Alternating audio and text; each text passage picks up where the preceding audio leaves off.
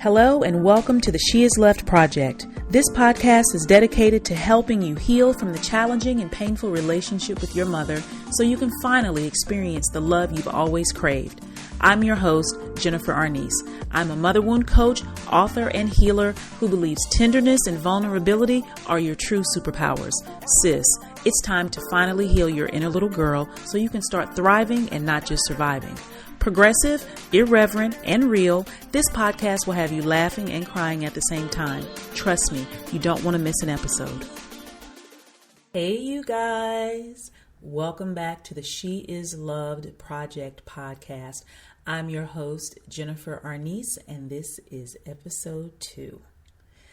In our first episode last week, when I was talking about what the Black mother wound is, I let you guys know that in the second episode, I was going to be telling my own mother wound story. So that's exactly what we're going to do.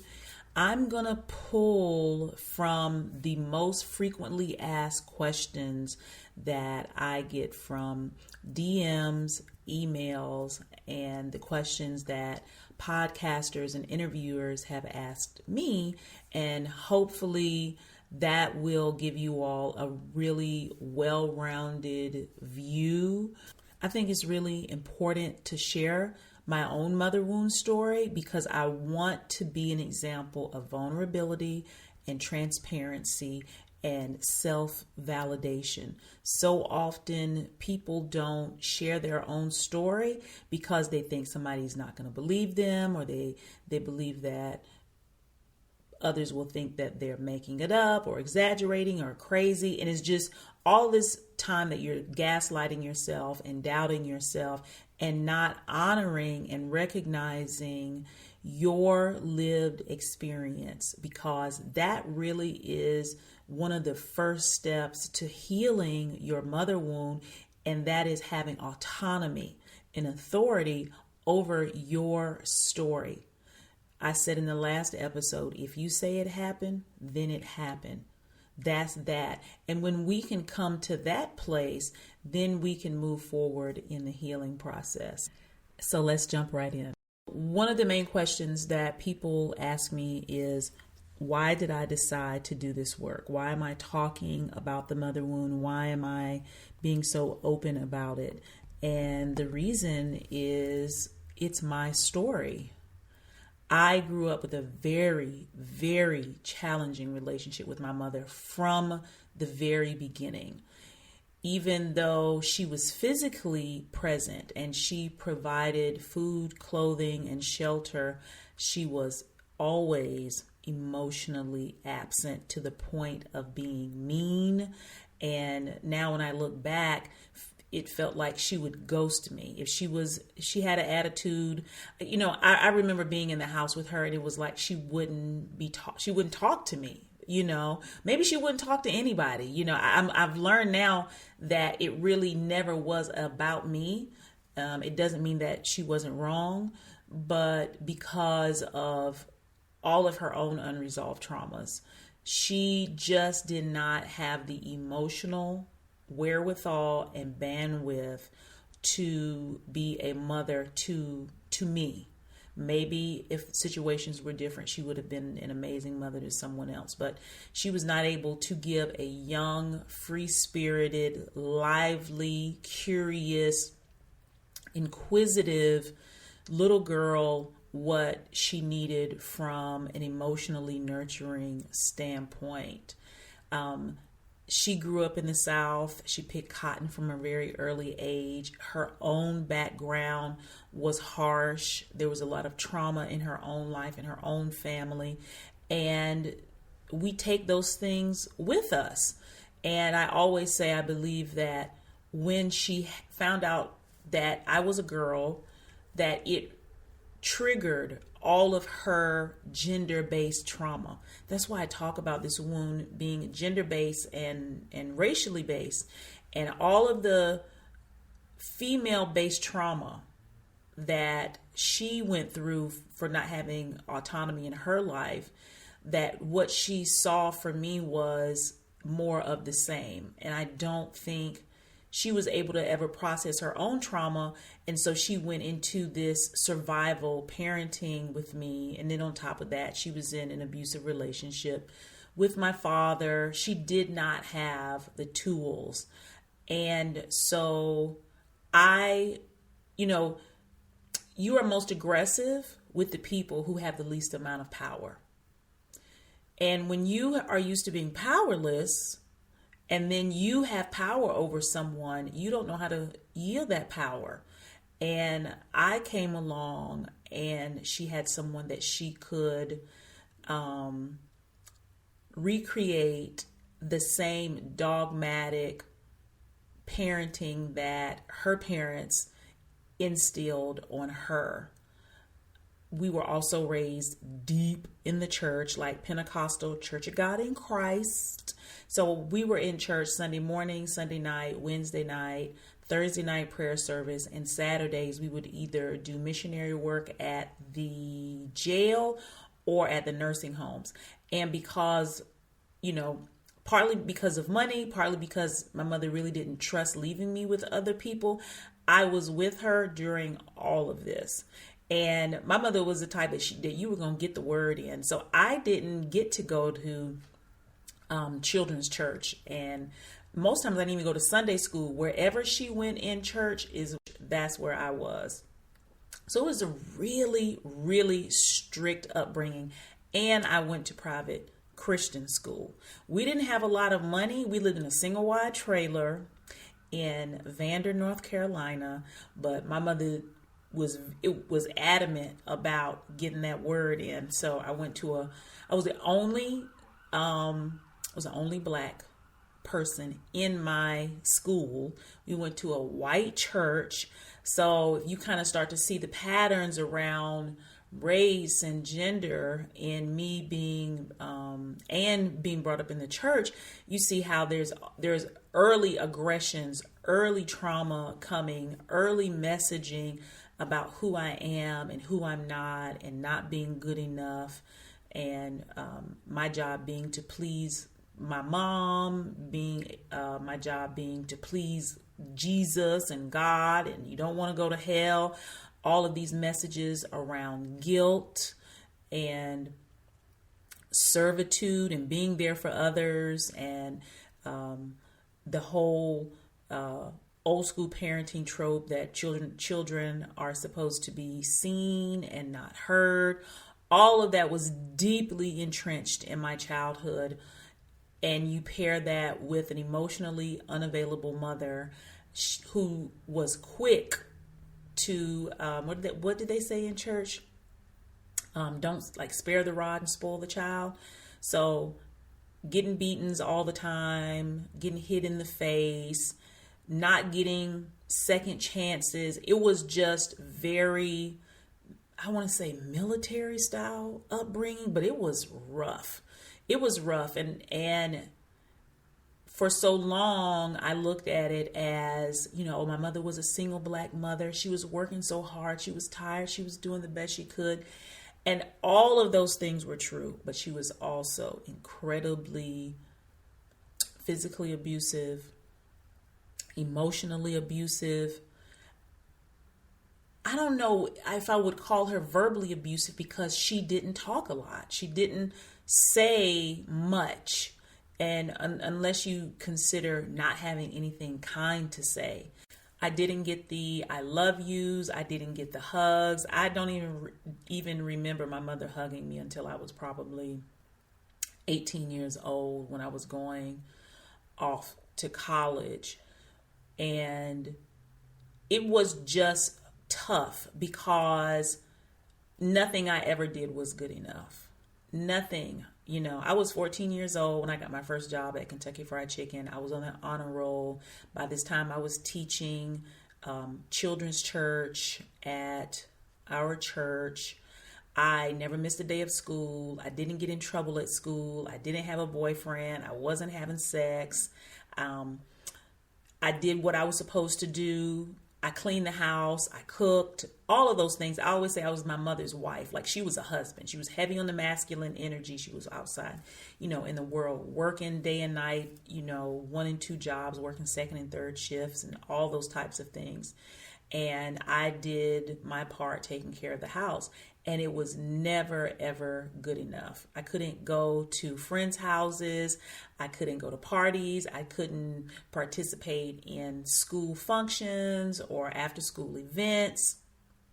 Well, and I also was babysitting my younger brother. That's a whole nother piece to the puzzle. We'll talk about the difference in how mothers raise their daughters and sons when the mother wound is involved. But the thing is, I talk about this because I went through all of this alone. There was nobody there. I felt so misunderstood and frustrated. It's like you're having an experience, but everybody around you is acting like it's not really happening. And that shit used to piss me off. And by the time I was probably 12 or 13, me and my mother would have these really bad arguments because I just couldn't, like, I knew something was wrong. I knew she was mean. I thought she was an evil ass woman. And I would do any and everything she asked me to do, even before she asked me to do it. And when I would ask for the smallest thing, the answer would always be no. There would be no explanation. There would be no give. And if I stepped out of line in any way, if I made a C, I remember my mother would take, this is back in the day before cordless phones. Okay, I'm dating myself because I'm almost 47. My mother, we have one phone and it was in the kitchen.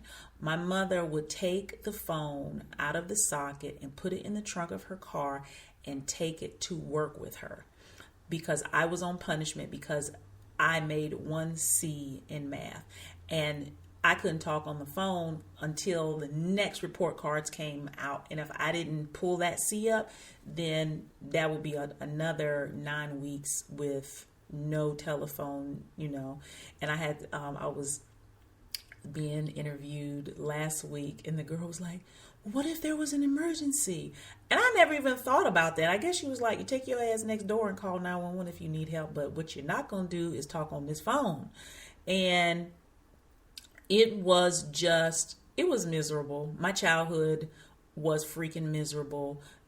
For about 4 years, I lived with my father, and I thought it would be better. And it was miserable with him too, because he was a heavy drinking narcissist, and that came with its own issues. But as far as why I talk about it because I want people to know they're not alone. I share my story because I want people to know they're not alone. It's not in your head. It really happened. And I wish that there would have been podcasts and social media and YouTube and different outlets out there where I could say, oh my God, I'm not the only one. It's happening to someone else also. So that is why I'm so vocal and I'm adamant about telling my story and exposing what's going on in the lives of so many Black daughters.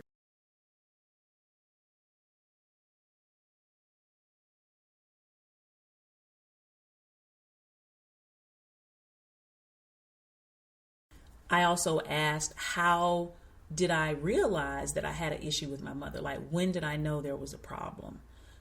I always knew there was a problem. I always knew it was off. Something just wasn't right. And I'm going to tell you, when you are in a situation like that and you know that something's not right, but you are powerless to change it and the people around you act like everything is okay, it makes you doubt yourself so bad. That is the breeding ground for becoming a codependent. It really is, where you doubt yourself. You doubt your intuition, your instincts. You doubt your perspective because other people are downplaying it or not acknowledging it. And because you're powerless to do anything about your situation, it just, you turn in on yourself. That's where the self-doubt starts. That's where it begins. That's another reason why I tell my story, because I need for women who are listening to be able to go back in their mind to those times and heal that wound around doubting yourself, going back to where that started and realizing, oh shit, I wasn't crazy.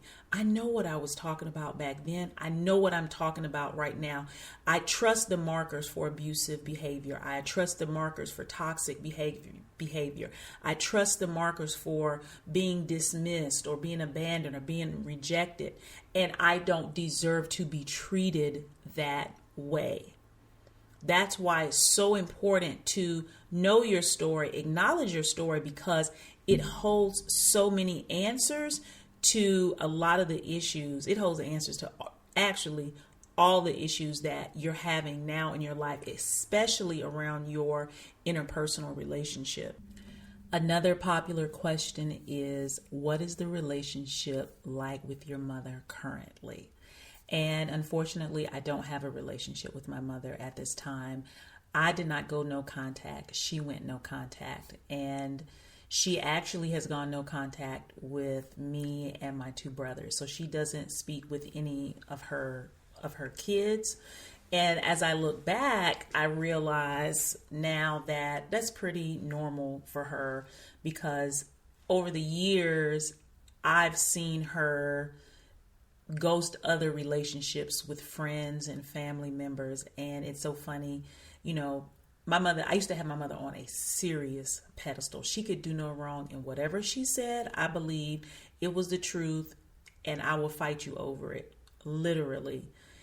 And I would see her in relationships or have these conflicts, and she would always have a story of how somebody did her wrong. And I always believed it. I was like, oh, that's fucked up. They did what? They did that? Nuh-uh.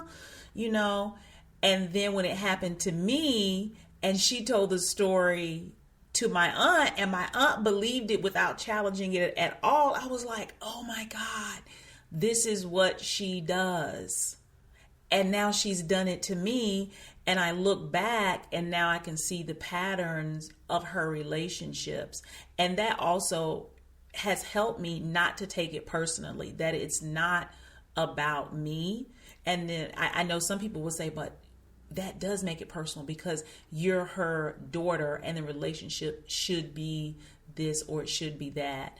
But what I've come to learn through studying and through healing is that we're all people. And we like to assign a hierarchy of importance. And it would be great if that was always the case, but that's not always the case with how certain people manage emotions and manage relationships. And I think because my mother has a disorganized and avoidant attachment style and probably some undiagnosed mental and emotional things going on, everyone is a possible threat. So that included me.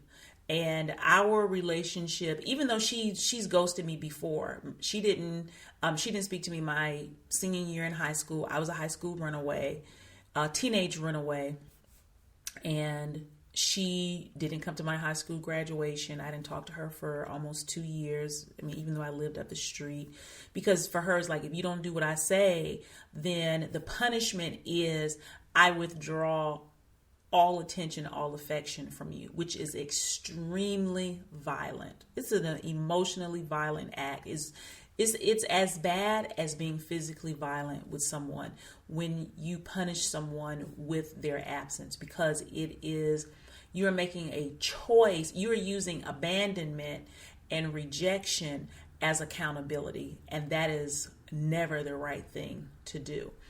But more recently, I guess we're going on almost 7 years since we've spoken, and that was because I finally had an eye-opening moment. We had a conversation that turned into a heated exchange, and the light bulb went off in my head like, oh my God. everything I've been doing to try and please her and help her and be there for her and be the buffer between her and these situations that she's gotten herself in, she still sees me as the enemy, and nothing I ever do is going to be enough. And to see how she treated me in that moment was such a slap in the face that I could not deny it anymore. It was like, oh my God, is this really happening? And in this flash of insight, I really let her know how her behavior throughout my life and throughout our relationship had impacted me, that I saw her, that it was not acceptable any longer. And she hung up on me. I think she sent me a text and was like, "You're being disrespectful," or something like that. And then she stopped taking my phone calls, and now she's changed her phone number, and that has been almost 7 years. And I got a call from her older sister, who is also a close friend of hers. They're sisters, they're very close friends. That, I disrespected my mother and I need to fix it. And nothing I could say to my aunt would penetrate her thought process or her allegiance to my mother. And that even that relationship is in shambles. It basically doesn't exist anymore. And that was my favorite aunt. It was like I lost two mothers in that situation. But what I also gained was I gained myself. And oh my God, I am forever grateful. For whatever pain and grief and loss and anger and loneliness and isolation and anything that I've been through, having me, oh my God, trumps everything. I wouldn't change a damn thing. I wouldn't change a thing. So that's a story on my relationship with my mother now. I don't know what will happen in the future. I'm not angry with her for not speaking to me. I'm not angry at her for not having a relationship with my son, her only grandchild. Everybody is doing the best they can. And whatever she has to do to feel happy, then she has a right to do that. I don't believe in emotional debts. I don't believe that somebody owes me because nobody owes me anything because I'm their daughter, they're my mother, or this is how it should be. And I work really hard not to live in the past and not to shit all over myself about, well, it should be this and it should be that, because it's not. And that's really where suffering is. Where suffering is when you are in conflict with what is and you don't accept what is. And so I've been given a great opportunity to practice accepting what is. And for that, I'm so, so grateful as well. So I hope that gave you some insight into my own story with my mother, and more insight into who I am and why this work is so important to me. The objective was for me to share. It's not for me to blame or point fingers or to even tell my mother's story, because that is her story to tell. I just wanted to give the vantage point of the daughter. And so I hope that was helpful. I hope that from listening to my story, you can now know that you're not the only one, that you're not making it up, that you didn't exaggerate, that it was as bad as you believed it to be, and that no matter what anybody else says, that this is your story. This is what happened. And it's just extremely important that we take the time to honor the little girl in us who had to go through all of this. it is extremely important that we validate her and that we stop gaslighting ourselves, all because we can't get other people to agree with us or other people to understand, because I don't give a damn who believes it. I don't give a damn who understands it, who thinks that I shouldn't be talking about this on a public format. I don't care, because it's not for them. It's for me, and it's for the healing that goes on collectively with the people in my community. And that's that, period. So you're going to always hear more about my story because it's important to share. I may repeat some stories. You're going to hear some new things because a lot has happened. A lot has gone on. And I think next week I'm going to talk about how my mother wound showed up in my life.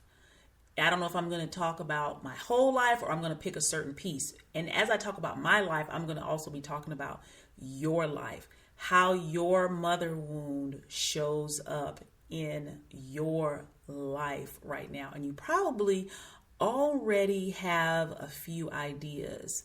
So after I talk about how it shows up, I'm going to show you what you can do about it. And I think that's going to be a pretty good episode. I've got so much to talk about with y'all. You have no idea. I have been waiting for this. Okay? There's so much for us to talk about. So I'll see you guys next week, and I love y'all. Bye. Thank you for joining me on the She Is Loved Project podcast. Every week, I'm committed to reminding you that you are loved, you are seen, and you are heard. If you found value in this episode, please subscribe, rate, and review it on iTunes and your favorite platforms. And if you're feeling really supportive, click the link in the show notes and consider supporting me via Patreon. This community support goes a long way. Thanks so much, and see you next week.